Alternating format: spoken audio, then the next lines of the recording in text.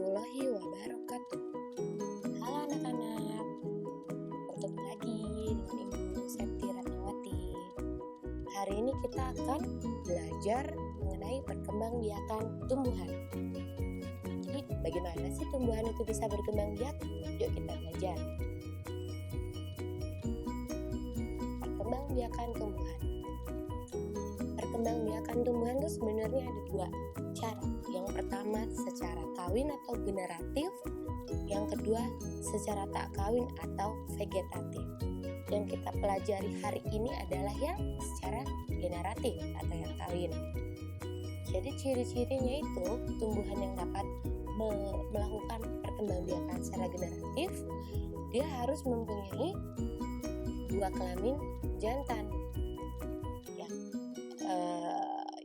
Dan punya alat, yang pasti punya alat perkembangbiakannya, yaitu bunga. Tumbuhan yang memiliki bunga yang lengkap. Ada kelamin jantan dan ada kelamin betina. Di mana kelamin jantan itu adalah benang sari dan kelamin betina itu putih. Oke.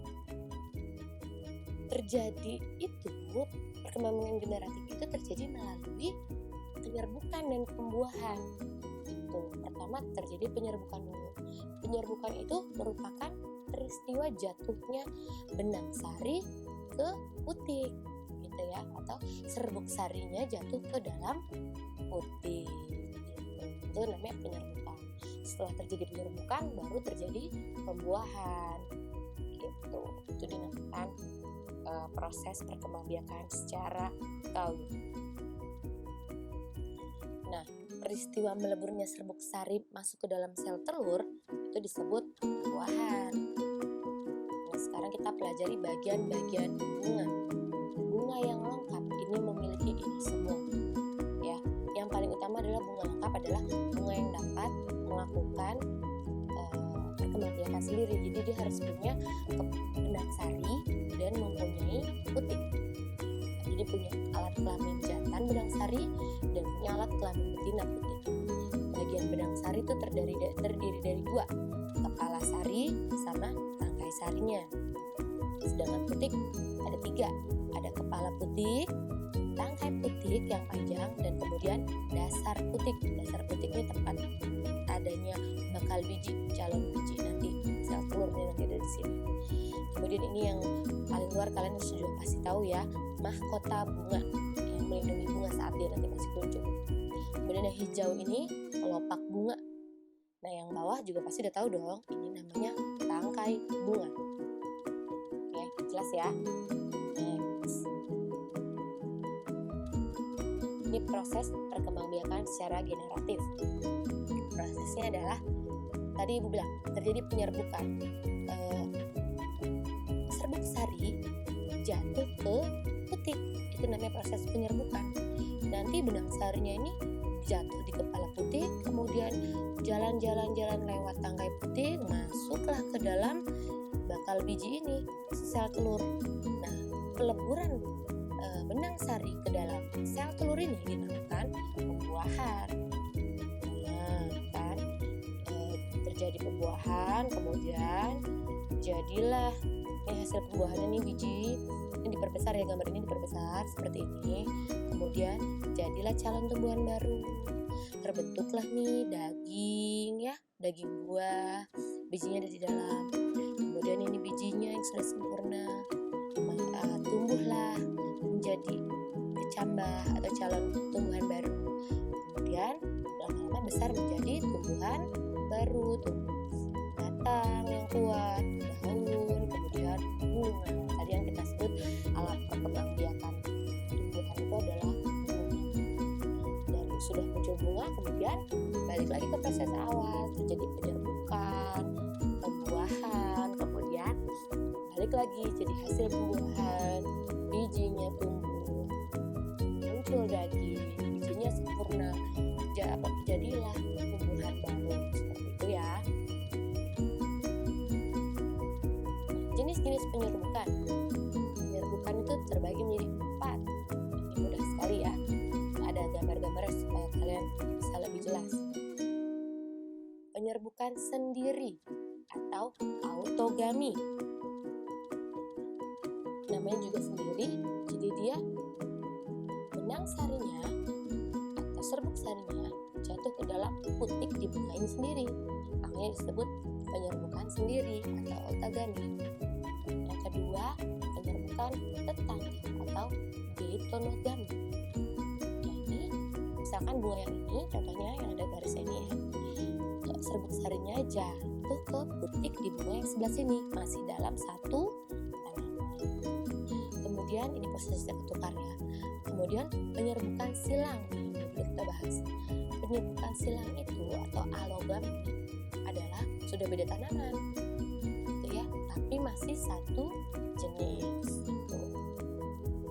Kemudian ini penyerbukan bastar atau hibridogami. Kalau bastar itu sudah berbeda varietas. Jadi ini biasanya tujuannya untuk menyeleksi bibit unggul, gitu ya. Jadi supaya bunganya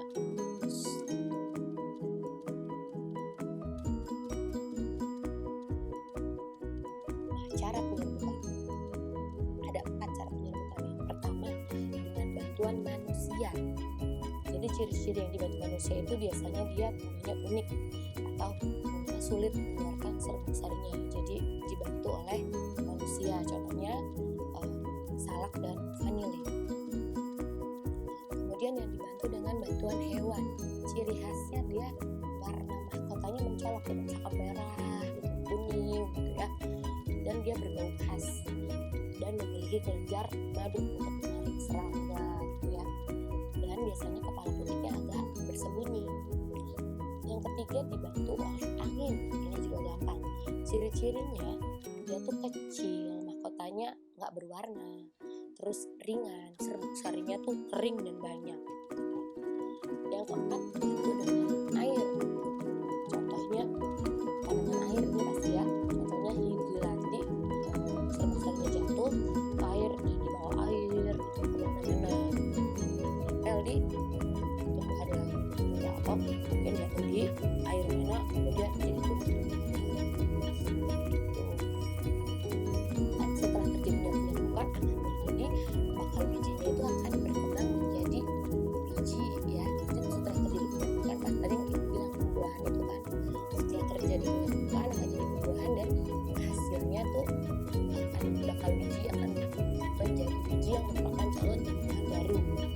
Itu dibantu oleh 5: manusia, hewan, gravitasi, angin, dan air.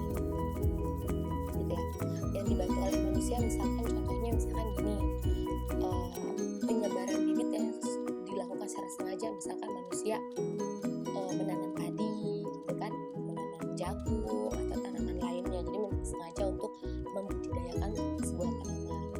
Kalau bantuan hewan yang paling gampang aja adalah hewan luwak.